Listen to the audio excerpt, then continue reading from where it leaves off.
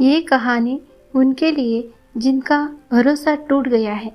किसी ने बड़े कमाल की बात कही है कि इस दुनिया में किसी को डर है कि ऊपर वाला देख रहा है और किसी को भरोसा है कि ऊपर वाला देख रहा है।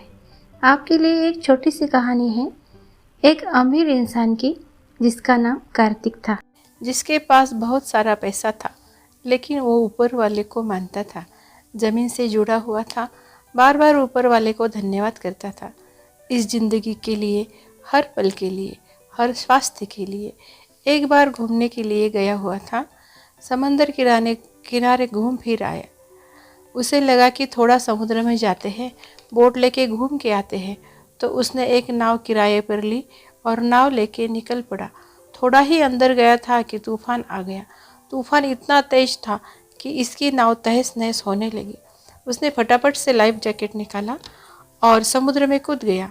तैरता रहा। कुछ घंटों के बाद में उसे एक टापू पर पहुंचा। जब वहां पहुंचा तो सबसे पहला काम इसने किया कि आसमान की तरफ देखा और ऊपर वाले को धन्यवाद दिया और कहा कि आपने मेरी ज़िंदगी बचा ली, वरना उस तूफान में तो मैं आज ख़त्म ही हो जाता। अब आपने मुझे बचाया है, अब आप ही आगे का रास्ता दिखाएंगे। मुझे आप पर पूरा भरोसा है। ये बोलकर इसको समझ में आ गया कि अब यही रहना है, तो उसी टापू पर रहने लगा। भूख लगने लगी, क्या करे, तो जंगल था। वह टापू पर ढूंढा तो इसको फल मिल गए। फल खा लिए। यही इसका रूटीन हो गया। 10-15 दिन तक वहाँ रुका हुआ था। रोजाना ऊपर वाले से प्रार्थना करता था, हे प्रभु, किसी को भेज दो मेरी मदद के लिए, मुझे यहाँ से ले जाने के लिए, और मुझे भरोसा है कि आप भेजोगे। कार्तिक का कॉन्फिडेंस थोड़ा कम हो रहा था। ऐसा लग रहा था कि पता नहीं क्या होगा, लेकिन ऊपर वाले पर जो भरोसा था वो उसका कायम था। जैसे लग रहा था कि ऊपर वाला मदद ज़रूर करेगा। अब काफ़ी दिन हो चुके थे। लगा कि क्या करें, एक झोपड़ी तो तैयार कर लेते हैं, कम से कम झोपड़ी में तो रहेंगे। तो लकड़ियाँ इकट्ठी करने लगा, पत्ते इकट्ठे करने लगा और 3-4 दिन में उसने अपने लिए एक बढ़िया सी झोपड़ी तैयार कर ली। उस झोपड़ी के बाहर खड़ा होकर उसे निहार रहा था और सोच रहा था कि आज तो यहाँ सोने को मिलेगा। ये सब चल ही रहा था कि अचानक से मौसम बदला।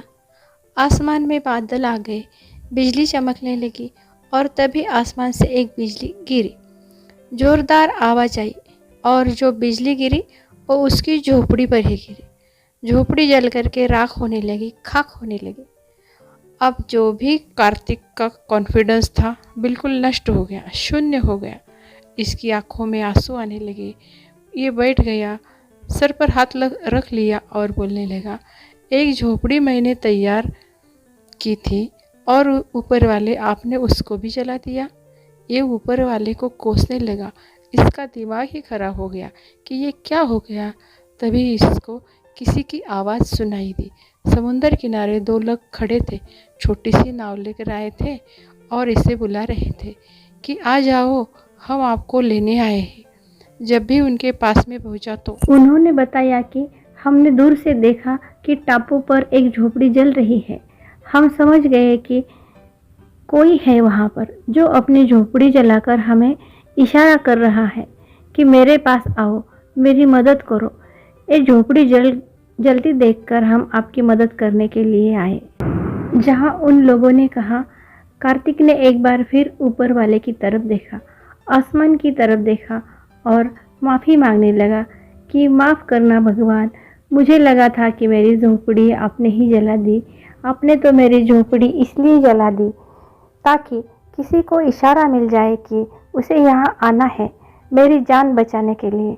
आपने झोपड़ी इसलिए जलाई ताकि मेरी जान बच जाए और मुझे आगे का रास्ता दिख सके। मैं पागल था, मैं मूर्ख था जो आपको कोसने लगा था। आपने तो अभी भी मेरा साथ नहीं छोड़ा है।